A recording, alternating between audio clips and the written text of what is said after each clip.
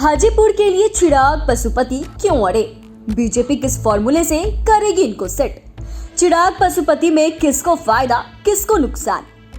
देश में लोकसभा चुनावों को देखते हुए सभी दलों के संभावित उम्मीदवार अपने क्षेत्र में तैयारियों में जुट गए हैं, लेकिन कुछ सीटें ऐसी भी है जहां एक ही गठबंधन के कई नेता दावा ठोकते नजर आ रहे हैं। इस लिस्ट में वैसे तो कई बड़े नाम शामिल हैं, लेकिन एक सीट ऐसा भी है जो एनडीए की एकजुटता को भी मुश्किलों में डाल सकता है।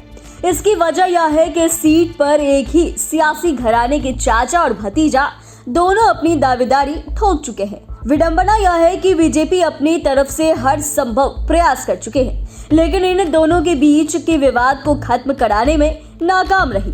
अब तो आप समझ ही चुके हैं कि हम किस सीट की चर्चा कर रहे हैं। जी हाँ, यह high profile Hajipur Lok Sabha seat है, जिसके लिए एनडीए के दो नेता पशुपति पारस और चिराग पासवान के बीच जुबानी जंग चलते रहती है। ऐसे में सबसे बड़ा सवाल यह है कि आखिर ये दोनों ही नेता इस सीट को क्यों नहीं छोड़ना चाहते हैं। इसका कारण भावनात्मक लगाव है या फिर कुछ और? अगर इन दोनों में किसी को भी हाजीपुर छोड़ना पड़े तो उसे क्या नुकसान होगा? वहीं सबसे बड़ा सवाल यह भी है कि बीजेपी इस मामले को कैसे सुलझाएगी। आइए इस वीडियो में इसी पर चर्चा करते हैं। हाजीपुर लोकसभा सीट पर लोजपा का शुरू से ही डंका बजता रहा है। यहाँ से रामविलास पासवान 8 बार सांसद रहे। वहीं जब उन्होंने अपने भाई पशुपति पारस को यहाँ से लोकसभा उम्मीदवार बनाया तो उन्हें भी जीत मिली। इस तरह इस सीट पर रामविलास पासवान परिवार का दबदबा है, पर अब लोजपा में बंटवारा हो गया है और पशुपति पारस का कहना है कि ये सीट उन्हें भाई रामविलास ने दिया है, इसलिए वह उनके उत्तराधिकारी के रूप में इस सीट से किसी भी कीमत पर चुनाव लड़ेंगे।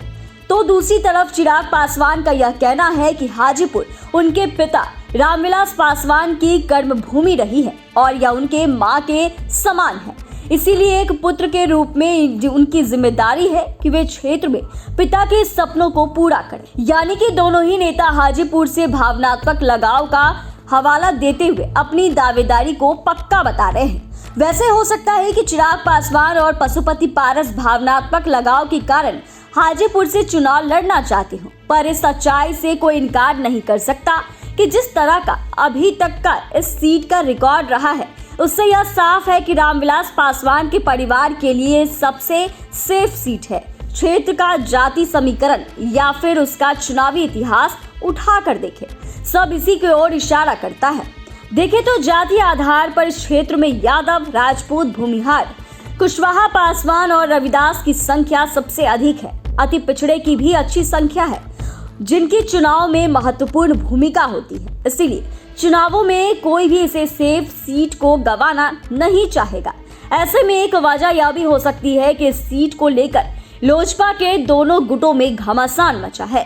अब सवाल यह उठता है कि ये दोनों ही नेता एनडीए का हिस्सा है, जिसके कारण पशुपति पारस और चिराग पासवान दोनों का हाजीपुर से उम्मीदवार बनना मुश्किल है। वैसे एक चर्चा यह भी है कि चिराग पासवान अपनी मां रीना पासवान को यहां से उम्मीदवार बना सकते हैं, लेकिन यह सब तभी संभव है जब सीट बंटवारे में हाजीपुर लोजपा रामविलास के हिस्से में आए। हालांकि इतना तो साफ है कि जिसे भी हाजीपुर की कुर्बानी देनी पड़ेगी, उसे ऐसी सीट की तलाश करनी होगी जहां का समीकरण उनके पक्ष में हो। यानी कि पशुपति हो या चिराग, दोनों को मजबूत सीट की तलाश करनी होगी।